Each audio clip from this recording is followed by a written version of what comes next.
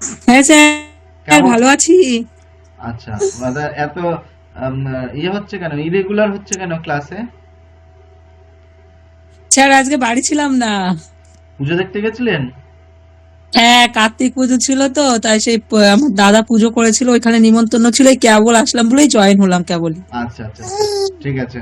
ভালো আছেন তো? এমনি ভালো আছেন তো আগের থেকে? হ্যাঁ হ্যাঁ হ্যাঁ, আগের থেকে অনেক ভালো হুম, আছি। পুজো পুজো দেখতে গেলেন, পুজো এনজয় করেছেন তো? হ্যাঁ হ্যাঁ হ্যাঁ। ঠিক আছে, এটাই। আগে তো ওটা ওটা তো বলতেন যে না ঠিক আছে আর কিছু বলবো না, যাই হোক, খুব ভালো গেছেন, ভালো করেছেন, মানে এইগুলো এনজয় করবেন। এটা পুজো, কোথাও অনুষ্ঠান, বিয়ে বাড়ি, এগুলো অবশ্যই এনজয় করবেন। আমার আমার ক্লাসের থেকে ওটা আগে জরুরি আপনার জন্য, ঠিক আছে? এটার জন্য আমি কিছু হ্যাঁ মনে, ঠিক আছে। এটা আমি মনে করবো না কিছু। হ্যাঁ হ্যাঁ ঠিক আছে, চলুন। আর যেগুলো প্র্যাকটিস দিয়েছি সেগুলো সব করছেন তো ঠিকঠাক? হ্যাঁ স্যার, করছি। ঠিক আছে, চলো। আচ্ছা, স্বর্ণালী ম্যাডাম, হ্যাঁ স্যার, ভালো আছি। বলার জোর নেই আজকে কেন? স্যার আমি ঘুমাচ্ছিলাম। বুঝতে পারছি। অনেকবার ওই জন্য কলটা কেটে গেল, আবার তারপরে জয়েন হলেন, মানে ক্লাসটা, ক্লাস থেকে বেরিয়ে যাচ্ছেন আবার ঢুকছেন, বেরিয়ে যাচ্ছেন আবার ঢুকছেন, দেখলাম অনেকবার। না স্যার, নেট শেষ হয়ে গেছিল, তারপরে হাজবেন্ডকে বলেছি আবার আচ্ছা ঘুরিয়েছি। আচ্ছা, তো ভালো আছেন তাই তো আগের থেকে? হ্যাঁ স্যার। ঠিক আছে। আচ্ছা, রুম্পা ম্যাডাম কি অবস্থা? হ্যাঁ স্যার, ভালো আছি। ঠান্ডা কমেছে, জ্বর কমেছে? হ্যাঁ, কমেছে। আর সব থেকে বড় কথা স্যার, আজকে আমি সাহস করে মানে হাঁটতে গেছি, অনেক দূর গেছি হ্যাঁ। সকালে। হুম। উম, অনেক দূর হাঁটতে গেছি মায়ের সঙ্গে। মানে দেখলাম যে বাইরে গেছি যেন আমি আগের মতনই আছি, আমার কিছু মনেই হয়নি। আমি কত ভালোভাবে হেঁটেছি, বাড়ি এসেছি। হুম। তা বাড়িতে আজকে যে মেয়েটা কাজ করে সে আসেনি, আমি বাড়ির সব কাজও নিজে করেছি। বাহ, খুব ভালো, খুব ভালো। এইগুলোই আনন্দের বিষয়, এই আনন্দগুলোই নিজের মধ্যে রাখবেন। আর স্যার আপনি একটা কথা বলেছিলেন না, যে এটা কিন্তু ভুল কথা আপনার, যে আমি পয়সা নেব, আমি বলে দেবো, কিন্তু তোমাকে হচ্ছে কি বুঝতে হবে। স্যার পয়সা তো সবাই নেয়, আমি দুবার কাউন্সিলিং করিয়েছি, এমনকি উনি 1400 টাকা করে নিয়েছে, মানে ভিজিট নিয়েছে, কিন্তু আপনার মতো তো ওরকম বোঝায়নি। আর আপনার মতো এরকম সময় দিয়ে এরকম প্রত্যেক দিন 1 মাস করে ক্লাস এত কম টাকায় কেউ করাবে না। এটা যার যার ব্যাপার, এটা সবাই তো সমান হয় না, তাই না? হ্যাঁ স্যার, এটা আর যার যার এরকম ব্যাপার। ভাবে কেউ এরকম ফোন করে যে যখনই প্রয়োজন হবে ফোন করবে, মানে এরকম কেউ বলবে না। মানে ঠিক নিজের লোক, মানে বাড়ির নিজের লোকও এরকম ভাবে বোঝায় না। এবার বলি ব্যাপারটা কেন, পার্থক্যটা কোথায় আমি বলি। বিষয় হচ্ছে, তাদের যাদের কথা বলছেন, অন্যদের কথা, ওনাদের প্রচুর প্রচুর ইনকাম আছে, বুঝলেন তো? ওনাদের হচ্ছে আপনার মতো দু চারজন পেশেন্ট না থাকলে কোনো যায় আসে না, ঠিক আছে? খারাপ ভাবে নেবেন না, ওনাদের না ব্যাপার। না।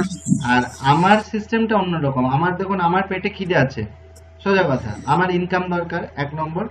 আর 2 নম্বর হচ্ছে, আমার আর একটা জিনিস আছে, সেটাই আমাকে হয়তো এই জিনিসটা করতে বাধ্য করে। সেটা হচ্ছে আমার একটা প্রচন্ড স্বপ্ন যে আমাকে না, মানে অনেক মানুষ একসঙ্গে এক নামে চিনুক, এক নামে যেন চেনে আমাকে, বুঝতে পেরেছেন? এইটা হচ্ছে আমার, হ্যাঁ স্যার। এটা হচ্ছে আমার স্বপ্ন। এবং তার জন্য সেটা যদি করতে হয়, এক নামে যদি মানুষের কাছে আমি যদি পরিচিত হতে চাই, তাহলে আমাকে খুব ভালো ভালো কাজ করতে হবে। আর না হলে খুব হ্যাঁ খারাপ, স্যার। খুব খারাপ কাজ করতে হবে। মানে দেখুন আজকে কেউ অন্যভাবে নেবেন না। আজকে হুম। ওসামা বিন লাদেন এবং হচ্ছে আবুল কালাম আজাদ, দুজনে একই ধর্মের মানুষ, এবং তাদের হুম। তাদের তাদের স্বপ্ন একই ছিল, যে কি না, আমাকে মানুষে চিনুক। হুম। কিন্তু একজন তার জন্য খারাপ রাস্তা বেছে নিয়েছিল, আর একজন ভালো রাস্তা বেছে ভালো নিয়েছিল। রাখতে হবে। তো আমাকে তো খারাপ রাস্তা বেছে নিলে হবে না, আমার তো ঘর সংসার পরিবার আছে, তাই আমাকে ভালো রাস্তাটাই বাঁচতে হয়েছে। এবং হ্যাঁ স্যার, ভালো তাও রাস্তার স্যার মধ্যে আমি। আমি এটা আমি আমি এই জিনিসটা যে করেছি, এই জিনিসটা আমাকে অনেক পরীক্ষা নিরীক্ষা করতে হয়েছে, যে আমি কি কি করলে একটা মানুষ প্রকৃত সুস্থ হবে। আমি যে তার কাছ থেকে যে টাকাটা নেব, আমি যে আপনার কাছ থেকে টাকাটা নেব, টাকাটা নিয়ে যদি আপনি যদি সুস্থ না হন, তাহলে কালকে বাইরে গিয়ে বলবেন ও পবিত্র স্যার, না রে ও কাউন্সিলিং করে সুস্থ হওয়া যায় না, বেকার, পয়সাটা জলে যাবে। আপনি এটা বলতেন বাইরে গিয়ে, এক সময় হলো বলবেন। আমি চাই না যে এই কথাটা কেউ বাইরে গিয়ে বলুক, আমি চাই যে অন্তত লোকে যেন বাইরে গিয়ে বলে যে না উনি চেষ্টা করেছে, হয়তো আমার হয়নি। আমি আমার দিক থেকে স্যাটিসফাইড থাকতে চাই। আমি সবসময় চাই যে আমি যে মানুষটার কাছ থেকে আমি ফিজ নিলাম, কারণ আমি তো ফিজটা ঠিক করে দিয়েছি যে ভাই আমার এটা লাগবে, তো সেই মানুষটা আমাকে যে টাকাটা দেবেন তার বদলে আমি যেন পরিষেবাটা তাকে একদম পরিপূর্ণভাবে দিতে পারি। এবং আমি সবসময় চেষ্টা করি, পরিষেবার থেকেও আমি বেশি চেষ্টা করি যে সেই মানুষটা যেন পুরোপুরি সুস্থ হয়। সেজন্য বাইরে গিয়ে বলে হ্যাঁ স্যারের কাছে যাও, স্যারের কাছে গেলে সুস্থ হতে পারবে, এটা যেন সে স্বীকার করতে পারে। এবার হ্যাঁ যদি স্যার। এবার ধরুন কেউ যদি নিজের মধ্যে ধৈর্য না রাখতে পারে, সেটা তো আমার ফল্ট না।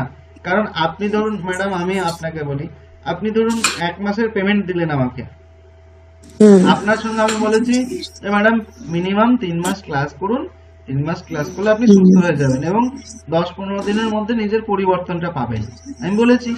এবার আপনি তো 10-15 দিনের মধ্যে পরিবর্তন পেয়েছেন, আশা করি এখানে যারা আছে তারাই আশা করি পেয়েছে।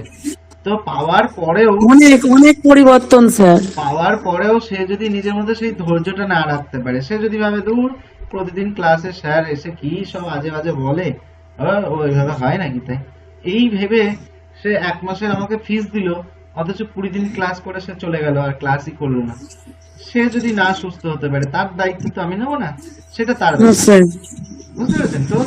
এইগুলো ম্যাডাম বিষয়টা আলাদা, মানে কে কিভাবে ক্লাস করায় না করায় এটা সম্পূর্ণ না স্যার, আমি ওটা বলছি না, বলছি যে আপনি যেভাবে মানে প্রত্যেক দিন যেভাবে বোঝান, যেভাবে মানে এ করেন, অত কেউ সময় দিয়ে করবে না, আমি এইটুকুই বলতে চাইছি। হ্যাঁ ওই যে বললাম, ওইটা করার কারণ হচ্ছে আমার ওই স্বপ্নটা, আমার স্বপ্নটা আমাকে ওইটা করায়, বুঝতে পেরেছেন? এটা কোনো বিষয় না, এটা এই যে আমি আপনার আগের ক্লাসে বসে বসে মানে সত্যি কেঁদেই ফেলেছিলাম, কিন্তু তারপরে আপনি যে বোঝালেন আমার মানে আগের দিনে ক্লাসই হয়নি, তারপরে আজকে মানে সারাদিন আমার কোনো প্রবলেমই হয়নি। এবার চিন্তা তো আসে স্যার, কিন্তু ওটা সাময়িক, ওটা মানে কোনো আমাকে এফেক্ট করতে পারে না। একদম এটাই তো বিষয়। দেখুন, প্রথমে আসে হচ্ছে ম্যানেজমেন্ট, ঠিক আছে? প্রথমে যদি আপনি নিজেকে ম্যানেজ করতে শিখে যান না, প্রথমে ম্যানেজ করাটা শিখতে হবে। যে দেখুন, প্রবলেম কিন্তু একবারে চলে যায় না জীবনে, কারোরই প্রবলেম কিন্তু জীবন থেকে যাবে না। কারণ যে মানুষটা প্রত্যেকদিন লাখ টাকাও ইনকাম করে, তার জীবনেও একদিন না একদিন ক্রাইসিস আসবেই। তার জীবনে একদিনের জন্য হলেও অভাব হবে, তার জীবনে একদিনের জন্য সে ফিল করবে আরে আজকে আমার পকেটে একটাও টাকা নেই, আমি যদি 10,000 টাকা পেতাম আমার খুব ভালো হতো, এরকম আসবেই। তো আমি এটা অন্যভাবে উদাহরণ দিলাম, এরকম প্রত্যেকটা মানুষের জীবনে সমস্যা আসবে। তো আমাদের লক্ষ্য কি? আমাদের লক্ষ্য হতে হবে যে আমি সেই সমস্যাটাকে প্রথমে ম্যানেজ করতে শিখবো। অর্থাৎ এই যে ক্রাইসিসটা তৈরি হলো, এই ক্রাইসিসটাকে আমি কিভাবে কাটিয়ে উঠবো।